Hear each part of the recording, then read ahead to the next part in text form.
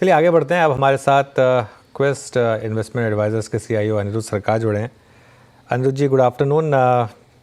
या आफ्टरनून कैसे अनुज, how are you? कैसे कैसे देख रहे हैं इस टसल को, बुल्स और बेयर्स के बीच? एफआई की सेलिंग, डीआईएस की बाइंग, लेकिन मार्केट एक महीने से फ्लैट इंडेक्स पर और मिड कैप में शानदार आउट परफॉर्मेंस।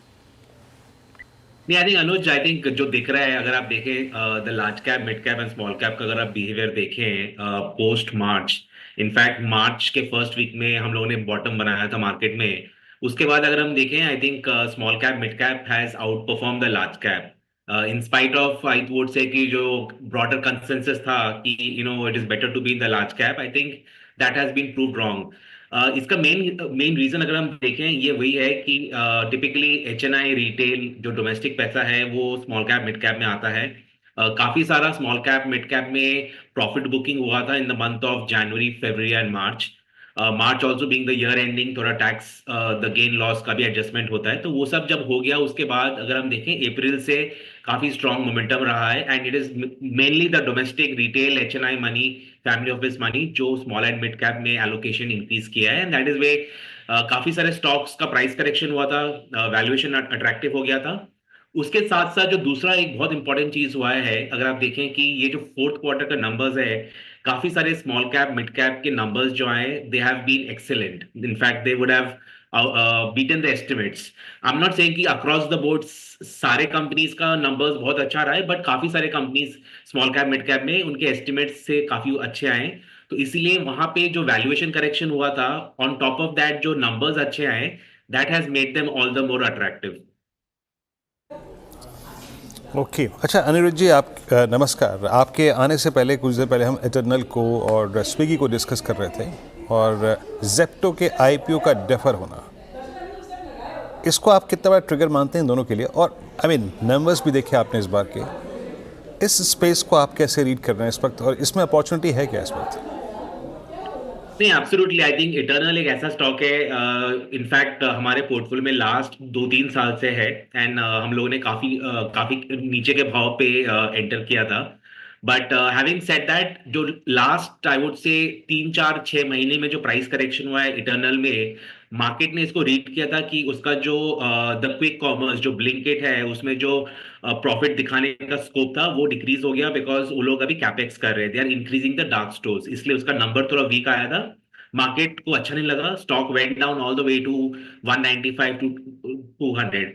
बट हमारा व्यू ये है कि अगर आप इटर्नल जैसा बिजनेस देखें, इसमें ये हो रहा है कि ये पूरा जो इंडिया में जो बाइंग पैटर्न है of the house hold, the groceries, उसको एक बड़ा ट्रांसफॉर्मेशन कर रहा है।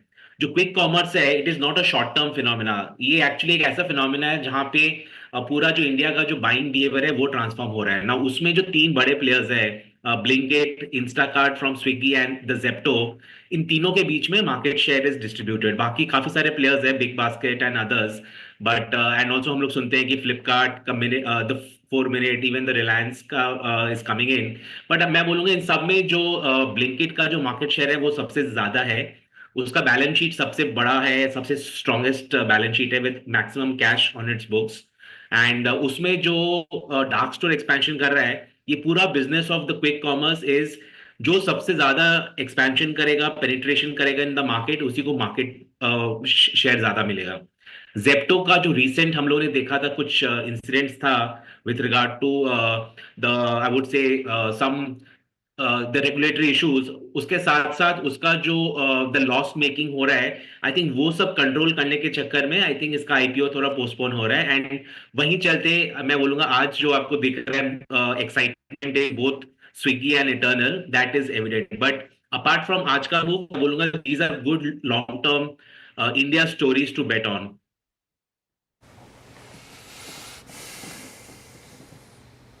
ये हो गया इटरनल, ये हो गया स्विगी की बात। एक दो स्पेसेस को और छेड़ते हैं। आई मीन अच्छा, मीन वाले एक बार प्लीज़ निफ्टी लिखे आइए। निफ्टी भले ही बड़े फ्रैक्शन से ना हो, but still at least Nifty is above 20-day exponential moving average, और निफ्टी बैंक भी 55,717 की ट्रेजेक्ट्री में आके डे हाई पर ट्रेड कर रहा है। तो दोनों ही इंडस्ट्रीज ने कुछ गेन किया, रिगेन किया। निफ्टी ने 20 डेमा और बैंक निफ्टी ने 10 डेमा की सेंटिटी को बना के रखा। अच्छा, एक दो स्पेस और जो आज बहुत वाइब्रेंट हैं अनिरुद्ध जी, उसमें आप देखिए रेलवे स्टॉक्स में फिर एक बहुत स्ट्रॉन्ग मूव, डिफेंस ने तो खैर मिड में से स्ट्रॉन्ग मूव ही लिया था। रेलवे में आपको स्कोप कुछ है राइड करने का, नजर आ रहा है क्या? अगर हम देखें अभी जो भी सेक्टर्स जो भाग रहा है ज्यादा, defence, PSUs and the railways, ये वही सेक्टर्स है जो अभी से 8-10 महीने पहले they were the hot favourites of the street. बीच में 8-10 महीने में थोड़ा प्राइस करेक्शन हुआ था, बट मैं बोलूंगा कि एज अ इन्वेस्टर थोड़ा डिफिकल्ट है टू स्टडी रेलवेज, क्योंकि as an investment house also हमारा कोई एक्सपोजर नहीं है, हम लोग बहुत ज्यादा रेलवेज को मतलब एक्सपोजर नहीं लेते हैं। बट यस, ये एक ऐसा सेक्टर है थोड़ा डिफिकल्ट होता है टू एनालाइज, क्योंकि इनका जो बिजनेस होता है काफी लंपी होता है, एंड ऑल्सो वैल्यूएशन एक चीज है जो कुछ कुछ स्टॉक्स के बहुत ही अनजस्टिफाइड है इन दिस स्पेस। सो थोड़ा इन्वेस्टर्स को एनालाइज करके दे हैव टू इन्वेस्ट, थोड़ा सीइंग द नंबर्स। सिर्फ बिकॉज ये आज का हॉट थीम है, भाग रहा है, one should not enter into them. बिल्कुल। मीनवाइल बीएससी डे हाई पर आया, और जो हमने स्पॉटिंग की थी कि उस लेवल को बार बार टेस्ट कर रहा है। अनिरुद्ध जी, एक्सचेंजेस में शानदार मोमेंटम, एक्सचेंजेस, डिपॉजिटरी स्टॉक्स है क्या आपके पोर्टफोलियो में? अब तो खैर सबसे ज़्यादा चर्चा भी एनएससी की होती है अनलिस्टेड मार्केट में। क्या व्यू है आपका यहाँ पर? नहीं, absolutely I think Anuj, BSC has been among my top 5 holdings in the portfolio, and हम लोगों ने काफी नीचे के भाव पे एंटर किया था, and we have actually seen the stock multiply in our portfolio, and investors are happy with that. लेकिन मैं जो हमेशा बोलता हूँ, आज भी वही बोलूंगा कि this is not the top. I think अगर हम इंडिया पे बुलिश है, इंडियन इक्विटी मार्केट्स पे बुलिश है, we are bullish on domestic household money entering equity market. More and more participants अगर इक्विटी मार्केट में एंटर करें, FnO तो एक बड़ा ऑप्शन है ही। तो I would say platform businesses जो है, and specially exchanges like BSC और एनएससी, आई थिंक इधर से भी काफी अपसाइड है। अगर मैं 2-3-4 साल का देखूं व्यू, आई थिंक इस लेवल से भी काफी अपसाइड है for exchanges like BSc. BSc का जो बड़ा ट्रिगर जो अभी तक हुआ है प्ले आउट, एंड आगे भी होगा, is increased market share in FnO. I think अभी से अगर आप देखें 1 साल 2 साल पहले, even the best and the best experts ने कभी एस्टिमेट नहीं किया था कि बीएससी को 18-19% मार्केट शेयर मिलेगा इन एफएनओ। वो आज के दिन में is the hard reality, and ये हुआ है just because of how the execution has happened. अगर ये 18-19% जाके 20-25-30% मार्केट शेयर होता है on the FnO market, you can do your maths, जो यहाँ से ऑपरेटिंग लेवरेज मिलेगा बीएससी को, it will be huge. Last 2 साल का अगर मैं नंबर देखूं, top line growth of BSC has been रफली अराउंड 3.5x। उसका profit growth has been 6x। So वो दिखा रहा है आपको कि किस लेवल का ऑपरेटिंग लेवरेज होता है, मतलब margin have gone up from 34% to 55%। And I think यहाँ से अगर मार्केट शेयर बढ़ता है उसके एफएनओ में, ऑपरेटिंग लेवरेज का और ज्यादा अपॉर्चुनिटी है। ओके, चलिए, तो ये बात हो गई यहाँ प्लेटफॉर्म कंपनियों पे, एक्सचेंजेस पे। एक बास्केट और बहुत स्ट्रॉन्ग नज़र आ रही है, हालांकि ये मूव अभी तक यूनानिमस नहीं है। मैं केमिकल्स की बात कर रहा हूँ, सारी स्ट्रेंथ एसआरएफ पीआई तक सीमित है। आपका केमिकल्स पे व्यू इस वक्त, मतलब considering risk reward ratio? On the chemicals हमारा ज्यादा एक्सपोजर नहीं है, because I think it's too early to get bullish on the overall the chemical space.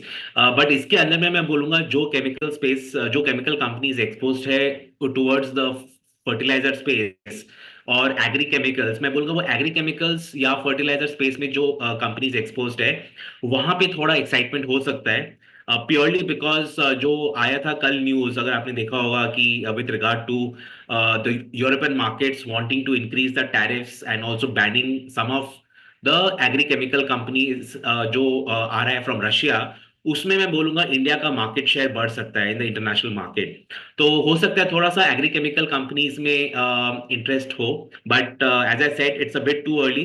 थोड़ा नंबर्स पे देखना पड़ेगा कि how the numbers will react. Apart from that, हमारे पोर्टफोलियो में हम लोगों ने कोई ऐसा कोई स्पेशलिटी केमिकल एक्सपोजर नहीं है, बट हम लोगों ने यस एरोमेटिक केमिकल्स में काफी बुलिश है, because aromatic chemicals is again a direct play on the I would से एफएमसीजी या कंजम्पशन।